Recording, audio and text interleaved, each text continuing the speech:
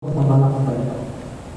Nah dua itu berkah luar biasa tuh, jangan sampai ada definisi di rumah itu ya kan. Ya ulul empat jilid, hadis Muslim, kurang lebih ada 4 atau 5 jilid. Berkahnya luar biasa itu. Belum kita gitu. Meskipun kita ada bisa baca, boleh jadi anak cucu kita bisa baca. Itu keberkahan yang diberikan Tuhan kepada dua kita. Ada juga kita dengar daripada orang-orang soleh, ngarannya kitab Hilyatul Auliya, perhiasan para wali, kurang lebih 15 atau 20 jilid kailina. Ya orang lagi anak 2 juta lagi. Nah di antara kaidah kitab itu yang kita pernah dengar beberapa guru, siapa berisi kitab itu di rumah dia harus saja kena ada di rumahnya atau anak atau cucunya keturunannya yang menjadi seorang wali, orang soleh, ada anaknya kan, cucunya kan, buyutnya orang lain. Karena itu keberkahan luar biasa itu kita beranak di rumahnya. Hilyatul Auliya, perhiasan para orang wali. Ya tadi hari ini kurang lebih 2 juta nabi.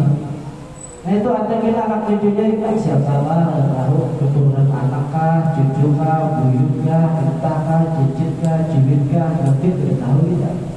Keberkahan luar biasa. Nah ini nihayahnya di dalam kitab Ihya Ulumuddin.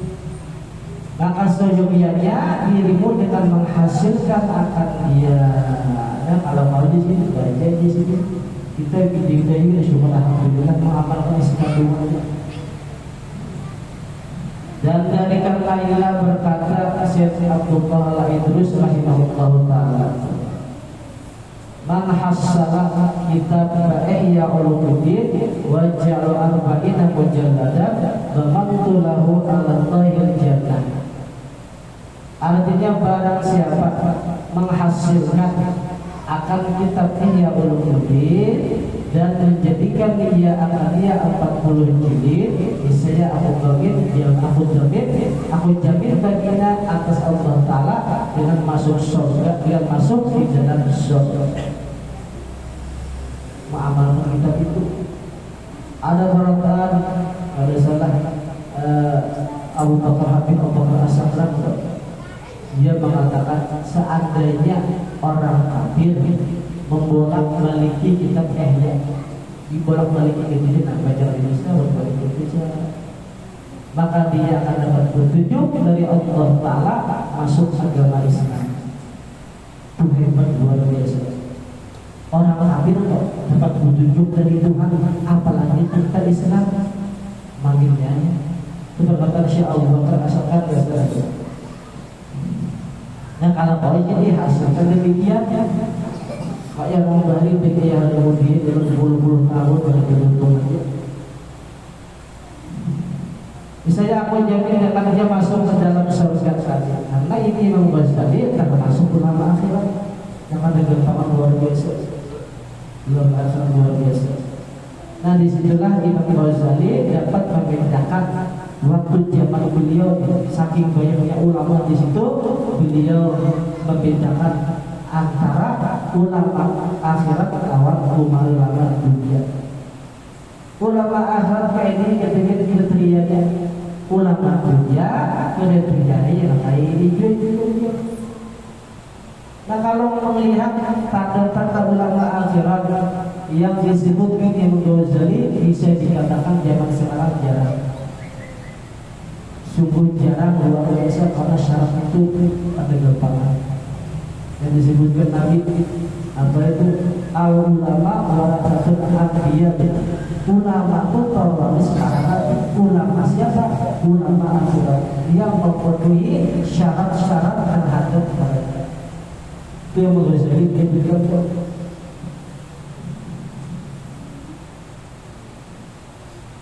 Di antaranya yang kita ingat itu ada mutalabin dunia bil ilmi.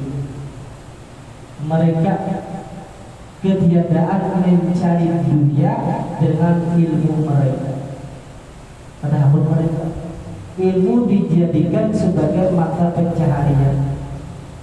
Ilmu dijadikan supaya menjadi pangkat jabatan.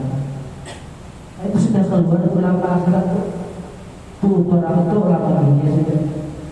Nah, Salahuddin Dunya jadi Al-Ghazali sulit untuk mendapatkan data daripada ulama akhirat.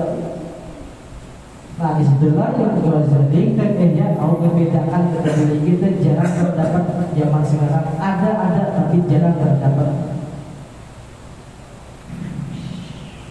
Lama dia jadi dua alifun bihi lam ya'malan wa antabut min qabla ubatil watan. Dua guru para ulama yang kadang mengamalkan ilmu mereka yang memadahi lawan orang, mereka berdulu masuk neraka daripada penyembah berhala. Benar banget tuh, dosanya benar-benar.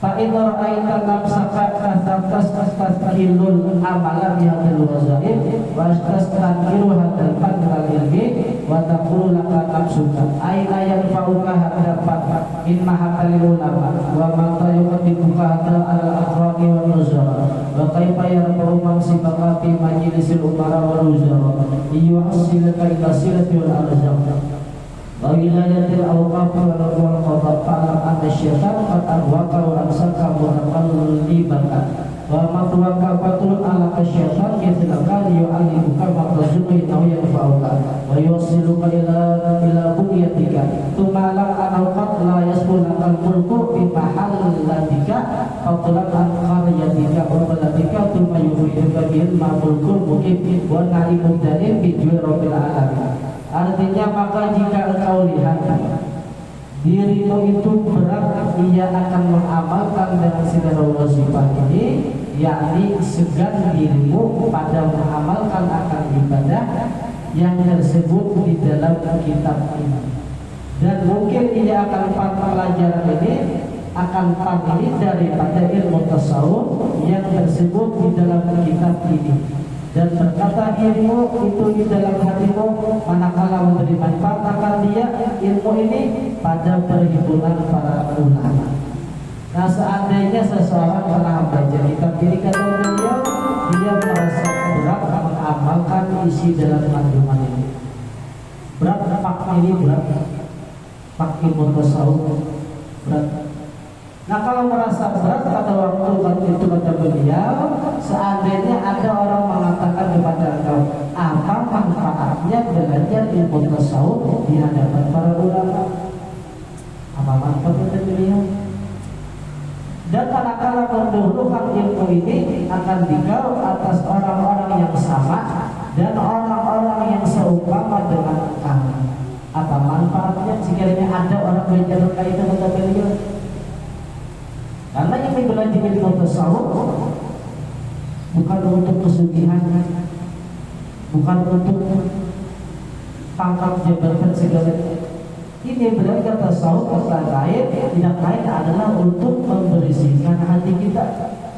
Dan betapa mengangkatkan ia akan martabatmu dari ketinggianmu pada segala majelis raja-raja dan majelis segala wazir-wazir yang besar-besar, supaya menyampaikan akan dia kepada pemberiannya. Apa mantap ini tasawuf? Kalau ini tasawuf para kawan raja kawan, para presiden kawan, pada kawan juga. Nah, orang bertakwa apa manfaatnya waktu itu? Supaya menyampaikan akan dikau kepada pemberian, supaya orang memberi raja-raja tadi. Ada manfaatnya untuk beliau. Makanya Sayyidina Hasan bin Abi Thalib, cucu Nabi, itu Hasan bin Abi Thalib bajunya bagus, larang luar biasa. Pokoknya pakaian begitu paling hebat, sudah paling larang. Cucu Nabi itu Hasan bin Abi Thalib.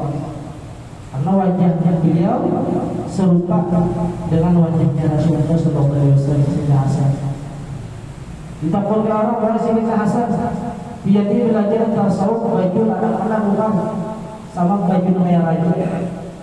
Karena dia menunjukkan tasawuf tapi dia dijawab oleh beliau.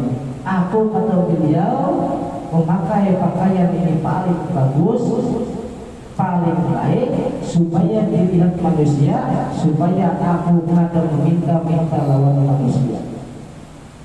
Bila aku berjimur pasti manusia